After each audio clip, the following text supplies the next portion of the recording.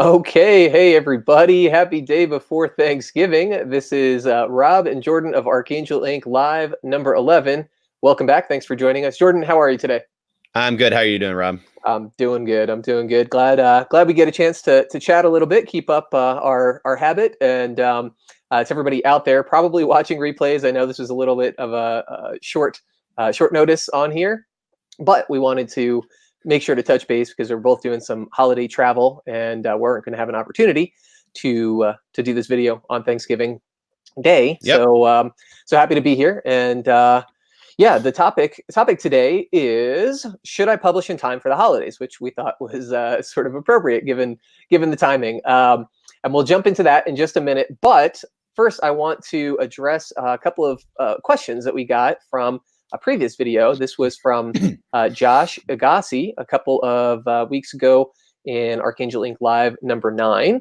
And going forward in the future, if we miss your comments or questions, especially in the live, sometimes that's just technical issues on our fault. Like we missed some folks last week on Facebook. I'm sorry about that, but thank you for commenting, and we will do our very best to address them, preferably at the start of videos going forward. So if you leave a comment, a question, definitely make sure to tune in and check us out, and we'll try and address it and answer it as best we can.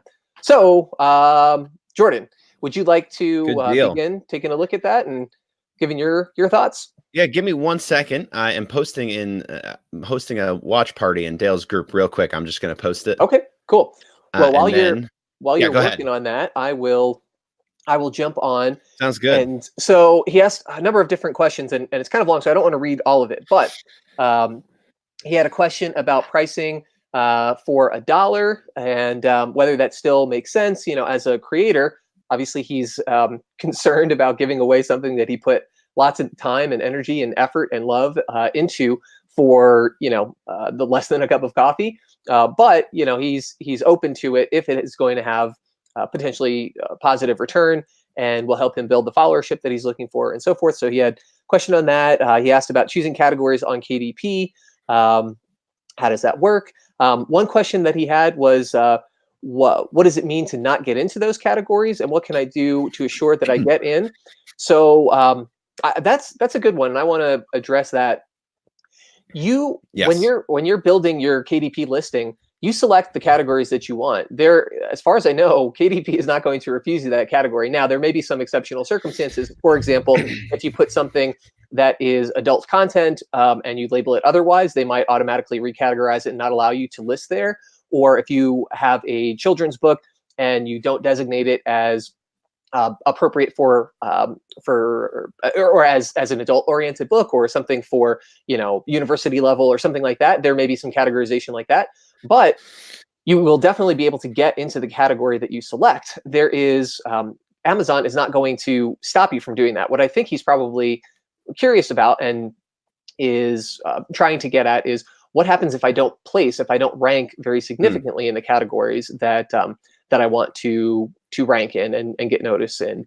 So I'll let you respond to that a little bit, Jordan, since I've been talking for a minute, and then I can share anything else that I think. Sure. Thanks for jumping in on that first. I just wanted to make sure we hosted that, and because we forgot to do that last week, and Dale's been gracious enough to say, guys, just do it, host a watch party, and get people involved. So absolutely, yeah. So to answer that question just a little bit more in depth, what you're looking at is Amazon lets you select up to 10 categories for your book for both Kindle and paperback. But you can't do that when you're going into select those categories when you're uploading your book. You actually have to, you can only choose 2 for each one, and you have to email Amazon separately. All you do is just go up and click help, and then it brings you through a series of different questions, and they have it actually pre-selected already, update book categories.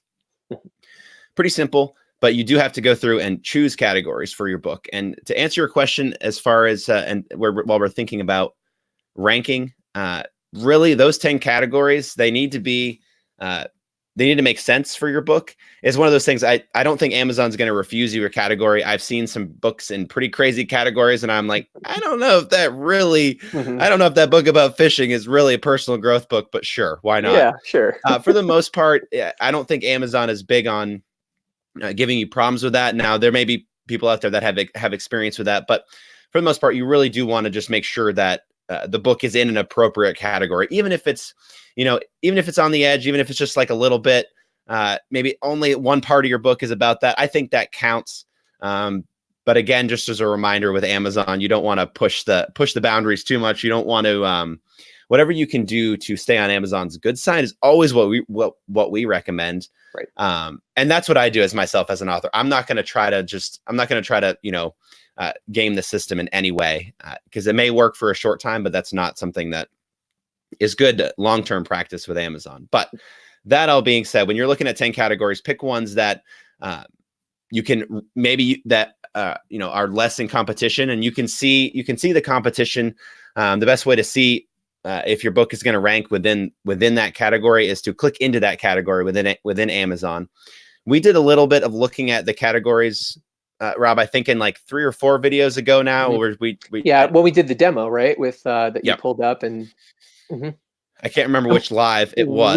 We'll link to that in the Cool. comments later on, or in the description rather later on. So keep an eye out for that. But yes, we did go over that a little bit. But yeah, feel free to describe a little bit more what we were looking for. Yeah, I was just thinking of that one just because you can kind of see what the categories are looking at. But you can this whole process is a lot easier with KDP or Publisher Rocket. We talked about that a little bit in that same video as well that we're going to link to. You can see the competition of the categories. But even if you just look within Amazon, look at the category, find the category string. When you're looking at the number 1 book in that category, look at the book's rank. If it's anywhere from, there's a range. When you're releasing a book and you're getting sales and you're preparing for a launch, you can reasonably say you're going to get at least below the 10,000 bestseller rank. Now, you're probably going to get even lower than that. Now, the lower, the better, again. Right. So closer to 1, not lower, as in 100,000, not 10,000. Yeah. The closer to 1, the better. So you're looking at categories that have maybe 10 to 20,000 as rank as the number 1 book in that category. So you can beat that when you go to launch your book. That's pretty reasonable. But what I would say is when you're choosing those 10 categories, pick a mix. Pick one that maybe is a reach goal for yourself. Maybe the best book in that category is around a 2,000 or 2,500 range. But then also give yourself, some that you're going to hit. Find categories that maybe are 25,000 or 30,000. You don't have to sell that many books in your launch period to hit bestseller in those categories. Right. So just pick a range, but always try to make sure it's at least a little bit of a fit for your book. Just because you want to play nice there. Right. So yeah, it's like if anybody has applied for colleges, the analogy I think of here is, you have your reach schools, you have your safety schools, and then you have your, middle of the pack schools. And so you want to make sure that you're ranking adequately. So I can remember when I first started with the co-founder of this company, Matt Stone. He was writing about health and nutrition and fitness and that kind of thing. And we released a book called Eat for Heat, The Metabolic Approach to Food and Drink, I believe was the full title.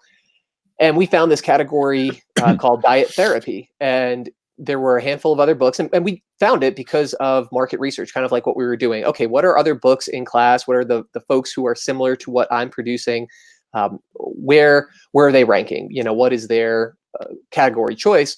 And we found this diet therapy one, which is, pretty highly niche, but we basically were number 1 there for like a year and a half. And that was nice because anytime anybody ended up in that category, that was the book. And, we had a pretty good number of reviews and all of that. So we had a lot of other things dialed in, but it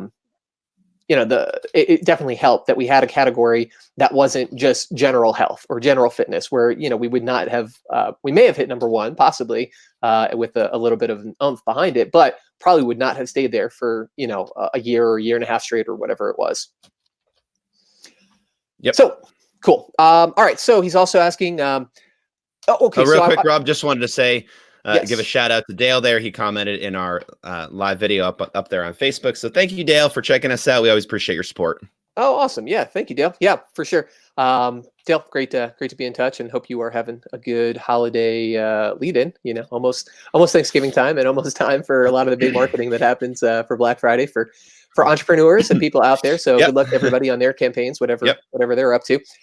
But okay, cool. So let's see. So Josh, also part of the reason that you're that you want to potentially price your book aggressively, as in, price it low, even though you are giving it away. If you find these categories that you want to appear highly in, then it makes sense to do that. You may not be able to organically generate enough traffic to reach one of those reach categories, so to speak. If you're retailing your book for $9.99 or $4.99, maybe you have to go to $1.99 or 99 cents or something like that. So that's another reason to consider it.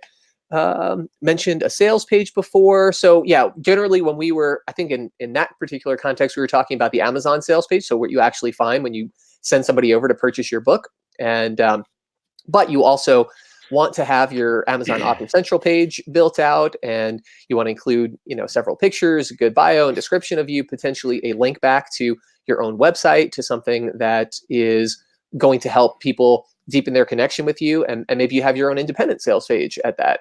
So for example, a book that we recently helped work on is Monica Campbell's Cracking the Fountain of Youth Code. And I believe her website is monicaCcampbell.com, which is eventually, I think, going to be home for more content and for her writing on the topic that this book is on. But right now, it's going to be used, or the plan was, it's going to be used for just helping direct people over to the Amazon page and help people become aware of it and know a little bit about what the book is about, who it's targeted for, how it can help bring value to their life. And so that's another sales page that you could be thinking about and could be talking to people or using to send people over to get them talking about your book. And let's see. Did I miss anything, Jordan? I think he had a question about the series. It was a real short question, but basically just, can you choose a series for your book if you don't already have that second series out? Now, as far as I know, you can. Amazon will still let you put that series in there. Right. I don't know exactly what it will display. I don't know if it displays 1 out of 1. And maybe you've seen either way, Rob. I know you can put it in there. I just don't know what exactly it's going to display if it is only 1 out of 1. If I'm remembering correctly, the series page is a little bit different, and it has it kind of full length across the width of the page, and then they'll list the listings, book 1, book 2, and so forth. So I think when you have just one of a series available, it will have basically that template of that page, and then just list the single listing that is available to date. But when you title it something like My Amazing Work of Fiction, book 1, and people can therefore infer there's going to be a book 2 and a book 3 and so forth. So you can do that. Yeah, and I think that's great, Josh. I think that's great that you're thinking ahead. I think anyone out there that's thinking of doing a fiction series, I mean, you're thinking about what call to action do you want to have at the end of the book? I mean, you want to get them to read that next book, and already having a plan, already having it clear to the reader that there's going to be a second book or a third book in that series. I think that's great. I think it's hard to get people to read that first one, but if you're not clear on whether you're going to keep going or not, I think it may be like, for me personally, there's a lot of books. Like, I love reading sci-fi books, but it takes me a little time to get into the characters and stuff. I want to have I want to read a series. I want to have, if I'm going to dedicate my time to getting to know these characters, I want to see them again. And maybe that's just me, but I think there's a lot of people out there that, maybe they like the more the one-off books. The Martian was super popular. That was just a one-off book. He wrote a second book called, this is Andy Weir. He wrote a second book called Artemis that was really good, but different characters. He's not doing a series. And I think those kind of books work great, but I think series books work really good too. And I think there are a lot of people out there that want to spend time with your characters and want to spend time in your world. And I think the more you can let them know that there's going to be more books, coming, I think that's great marketing. So good on you for being prepared and thinking ahead. For sure. Yeah. I think a lot of times people will put their book out and they're just thinking about the completion of it, and they're not necessarily thinking about the strategy that goes around it and trying to broaden it out and build upon it. But I agree with you. I think that once you do build a rich universe of characters for people to relate to, then it's good to let people know that that's going to continue. There's also the advantage of it may impact the way that you tell your story. If you know that there's going to be a book 2 and a book 3 and so forth, you can build out your arcs in a way, your narrative arcs in a way that leaves people wanting more at the end of each book. And that's one of the advantages of the serial model. You kind of leave people on a cliffhanger or something like a cliffhanger so that they can't wait to get to the next in series. Yep. Cool. Yep. Great, Josh. Great questions. Thank you so Yeah. much for posing those and asking those. Right. We appreciate you. Yep, for sure. Cool. Did you have any other thoughts on any of that, Jordan? Nope. I think we're good to jump into the our original question there. Right. Yeah. So the topic of the day is, should I publish for the holidays? You know, what are the advantages? Are there pros and cons? Are there any reason? And I'll give a tiny bit of context to that. Many times we have authors who are like, I really want my book out for Christmas. I want it out for Black Friday, or I want it out for the new year. And well, one of the things strategically, just for us, or operationally, I should say, for us, we do let them know we should be looking at a completion date of the manuscript, with us working on it by August or September at the very latest, just because we want to have enough time, at least in our process, to do the sort of quality work that our authors expect and that we value and we see as our goal and our mission. So one of the it could be a pro or a con.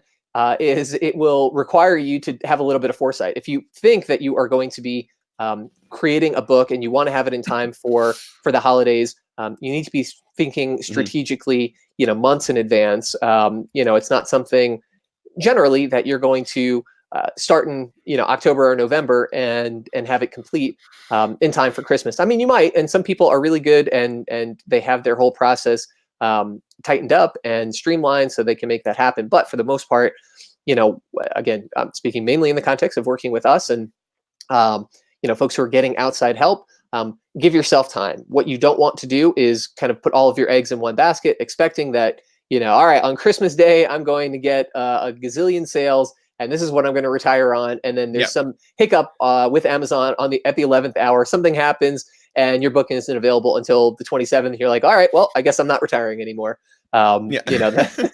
So yes, planning and foresight would be the first thing that I would encourage people to think about.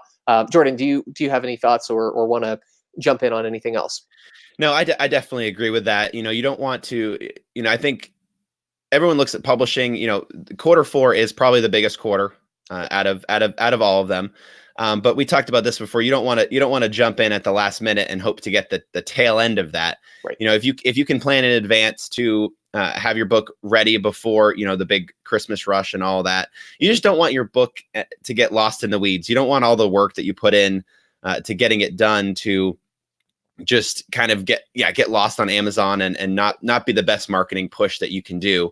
And I think what happens a lot of times is, people get in that rush mode, like, I want to hit Q4. Like I want to get in there and have that. And I think you definitely can do that, but don't make it be a last minute thing. Don't write your book and do all the editing and do all the work and then try to do like last minute marketing. Right.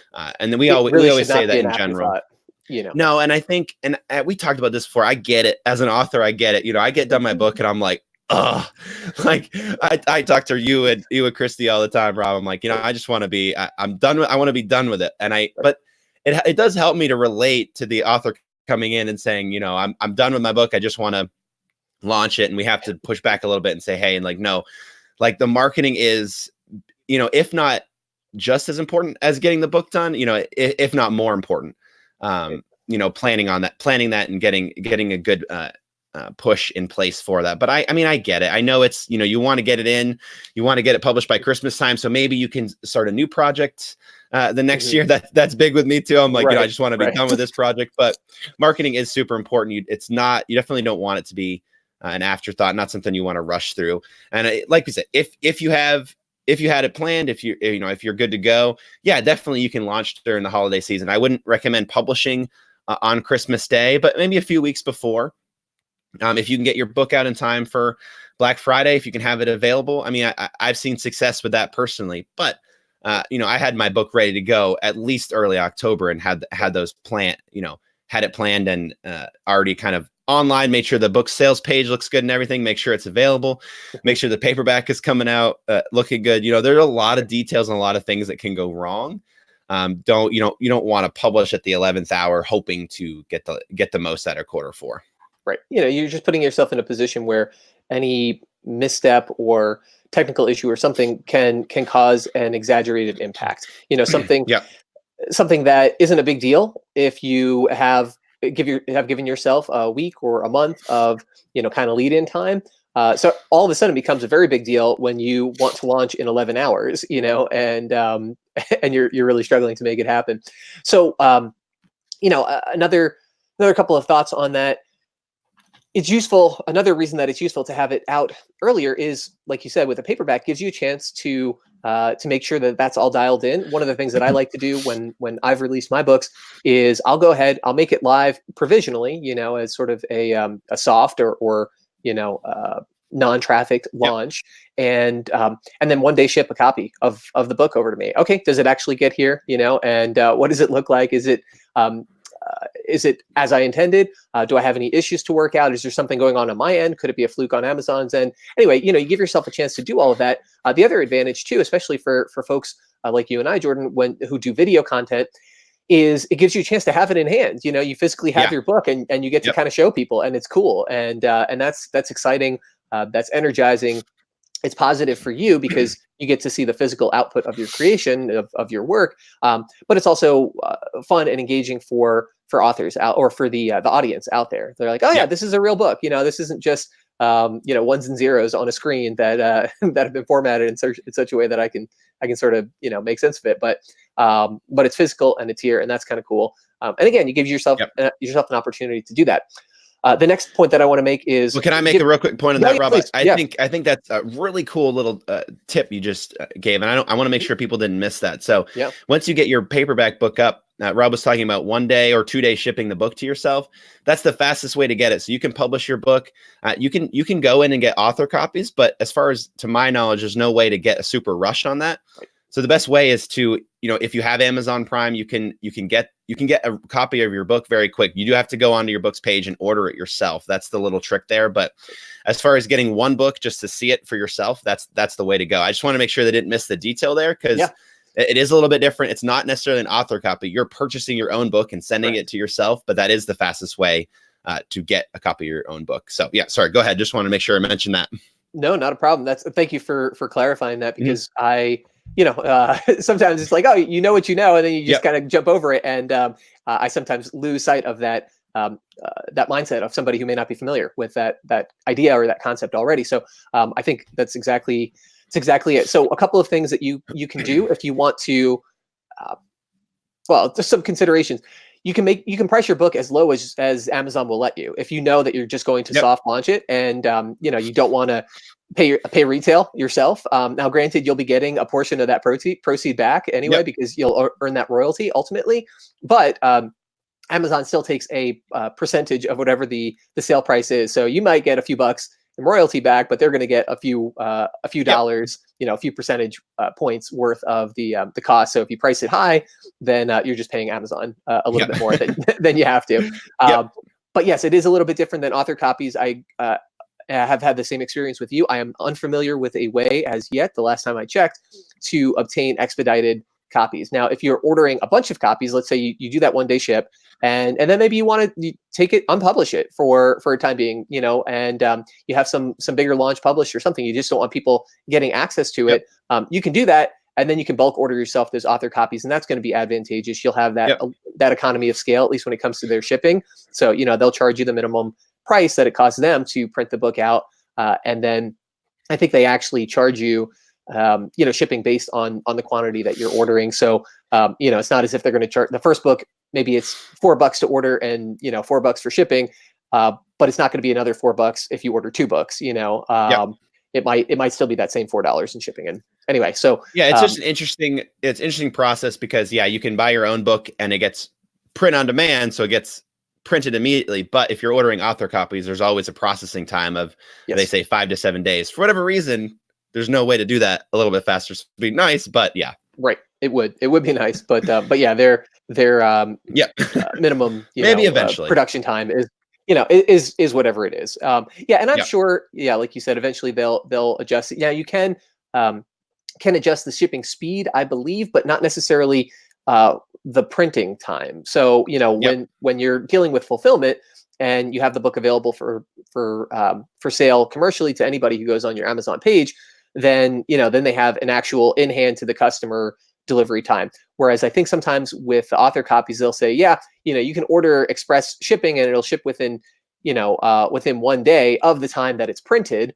But if you're ordering multiple copies, it might take them, several days. And so that's kind of their lawyerly language to get around the fact that you're like, hey, I thought I ordered express shipping. They're like, oh, you did. It shipped 1 day after it printed, but it took 4 days to print. So sorry about that. Anyway. Yes. Okay. So another advantage. So we talked about being able to have your book in hand and then have author copies and, maybe do videos and that kind of thing.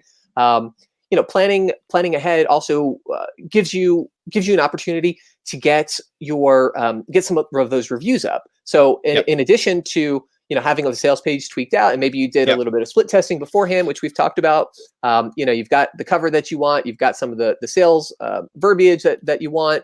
Everything is good as far as you can tell.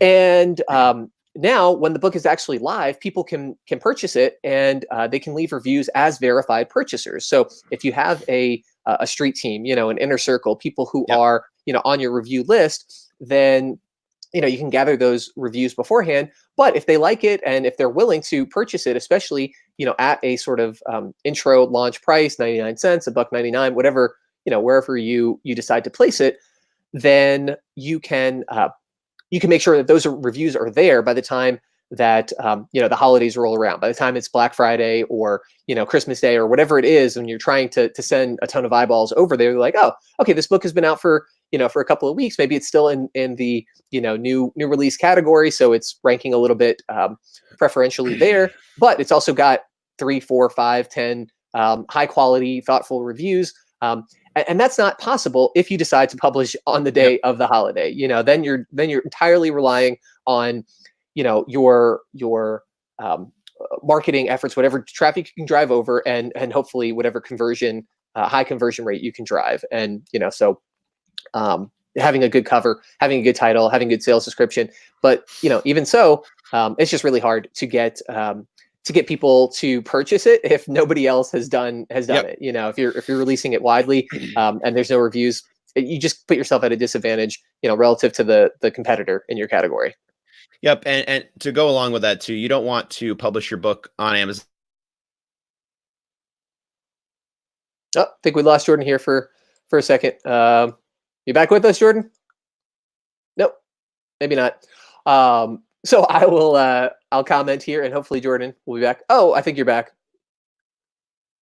Yeah, we lost you. We lost you for a second there, Jordan. Cool.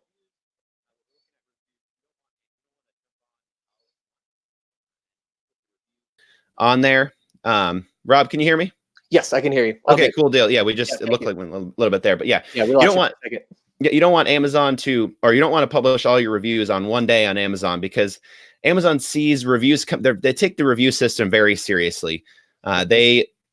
Sometimes people that have even left reviews a bunch of times for maybe a bunch of different books that they're actually reading, they'll question if maybe 5 to 10 people are trying to review it.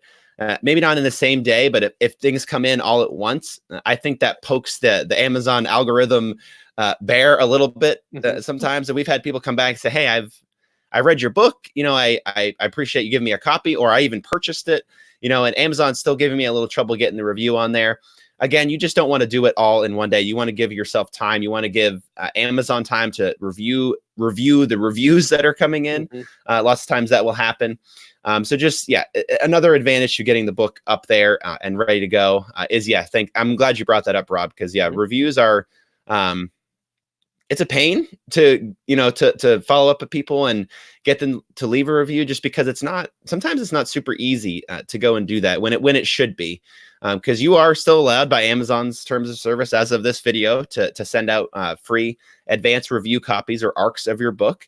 And you can't say, hey, I'm going to give you a copy of my book and you have to go leave a review. You always have to say, if you're willing to, I would appreciate a review. You can ask for that. You can't make it a part of the deal of getting your book. Right. Not that there's any way that we'd be able to do that anyway, but you just can't say that in your verbiage. You can't say, I'm going to give you a copy of my book and you have to go leave a review.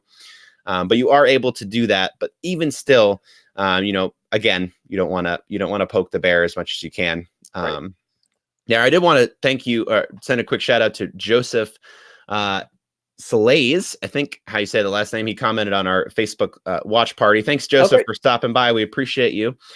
He was just talking about, he's been struggling with promotion and doing it at the very end. But yeah, that's why we mentioned that, Joseph, because I think a lot of us are in that same boat. Yeah, I've been there myself as an author. It's when, again, writing the book, getting it all edited, getting it all done, finally getting the copy, the files in hand. There's just that excitement, and you're like, I want to go publish a book. I don't want to do more work for the marketing, but unfortunately, marketing is a bear, and it's just, you kind of just got to put time into it. Yep. It's not something you can do as an afterthought, unfortunately. So, but yeah, thanks for stopping by. Thanks for watching in our watch party there. We appreciate you. Yeah, absolutely. Thanks, Joseph. Yeah, let's see. There's something I was thinking of when you're putting the reviews out. Okay, so I'll give another case study since we were talking about Cassie Sobelton recently. We also recently helped produce, I mentioned earlier, Monica Campbell's book, which is Cracking the Fountain of Youth Code, and they've done a couple of things that I think are kind of cool. And one is, Jay, Monica's wife, has a really active email list. He's, involved in all sorts of health optimization kind of stuff. And so they've created little incentives for people. It's not a quid pro quo in the sense that they're giving a free copy of the book away.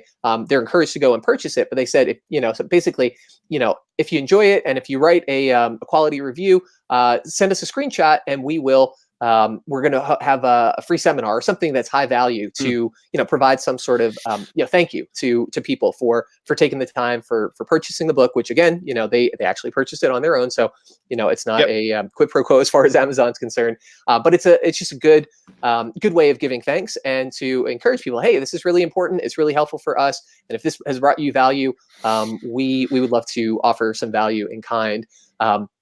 Also on that note, one of the things that they experienced was they told me, several folks had sent them, I think maybe even screenshots of, hey, here's my review. And Amazon says, allow 24 to 48 or 72 hours or something for the review to post. But I think Amazon also does not allow you to post within 24 hours of purchasing it. And that's to prevent, basically sham verified purchase reviews. It's like you buy a book and the book is 300 pages and you're writing a 1 star lousy book review for something 5 minutes after you bought it. Like they notice that kind of thing, and again, as far as I understand and have observed, they don't allow it. So you have to allow for that additional time period. Again, this is the planning and preparation that goes into it. One thing I did want to mention too, as an aside, is shout out to you, Jordan, and a plug for our Entrepreneur Starter Pack.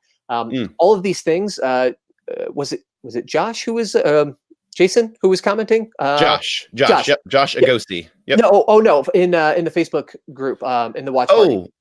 In the watch party, Joseph, thank you, Joseph. Too many J's. There's so many J's, Rob. Sorry about that. I know, lots of J's, lots of J names. Jordan, Josh, Joseph, Joseph, and anybody else out there. If you are interested in getting something, a resource that is going to help you think big picture about launch strategy, Jordan's book, Book Launch Gladiator, offers just that. Now you can purchase it and get it from Amazon. But you can also get it from archangelinc.com/ESP, which is Entrepreneur Starter Pack. And we'll link to that as well. I'm adding a note right now. Absolutely. And that includes the Published Professional, which I created and put out, as well as Book Launch Gladiator. And the idea for that bundle or that starter pack was, hey, okay, I'm thinking about putting a book together. And, I would like some ideas of what I can do to use that book to help me grow my business. And I want to know how I can maximize actually launching the book when I create it, and what I can do and the things that I need to be thinking about. So, Joseph, you're thinking, you're having concerns or challenges with promotion. This book may be a helpful resource for you to, kind of understand what's involved and allow you to visualize it and conceptualize it so that, it sounds like the book may be maybe is already out or not, but there still will be some information in there Yep. that could be of value. So feel free to check that out as well as anybody else. And then you'll also, get on the contact list for me and Jordan, any projects that Archangel Inc. has going on, that Jordan has going on, and his authorship work. Lots of good stuff there. So definitely please check that out if it's of interest to you. Cool deal. Cool. Okay. Happy Thanksgiving, everyone. Yeah, really. Happy Thanksgiving. Any summary thoughts on, pros and cons to publishing around the holidays? Summary thoughts. For me, always plan ahead. Don't let marketing be an afterthought. Try not to publish, a couple days before Christmas, because you really, to get in on the Q4, you want to publish early and just be ready to go, probably by at least by Black Friday. If you're really, unless you're planning ahead, so you can start sometime maybe in November to do that, but the earlier the better. Those would be my summary thoughts on that. Rob, do you have anything to add? Yeah, I would say also don't sweat too much. If you realize you're close to that deadline and maybe you're not going to meet that Christmas goal or the January 1st goal. Like a couple of years ago, for example, we worked with Tommy Baker and he had a book called Unresolution, and his original vision was to have it out in time for the New Year's resolution phase or when people started doing that. And the launch got delayed, and he's like, I'm not sure.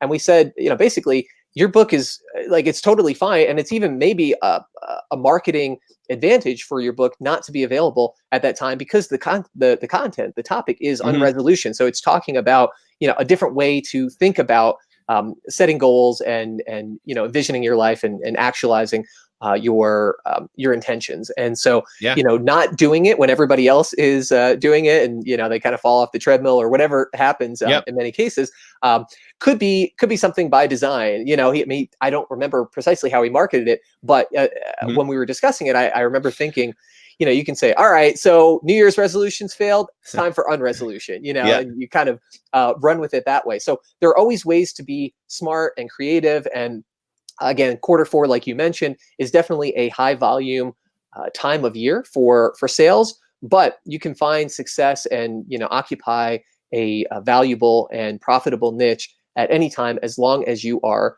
doing that prep work, kind of know what you're getting into, and are responsive to the market, to your audience, and putting out good quality stuff. It's not the end of the world if you don't find that you're able to get out on the originally intended date around the holidays.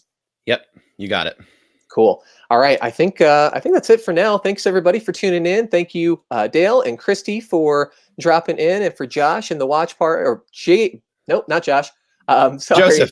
Joseph. Thank you. All the James. Joseph, thank you again for commenting. Anybody else, if you have questions, thoughts, comments, concerns in the future, let us know, like we did at the start here, addressing Josh's questions. If you have something and want to leave it for us, we'll do our best to address it in the beginning of the upcoming video. So if you miss us because we don't have a regularly scheduled time, it's a little bit unsettled yet, but at a certain point, at a certain time, it may become a little bit more settled. In any event, if you miss us when we're going live, then we will do our best to address your questions and concerns and thoughts and reactions in a subsequent video, and we'll do it at the start to encourage you to tune in, hopefully, for the next one. So I think that's all I got. Jordan, anything else? Good deal. That's all I got. Awesome. Well, happy Thanksgiving, everybody. Enjoy the long weekend, and be safe out there. And we will see you folks next time. See you guys. And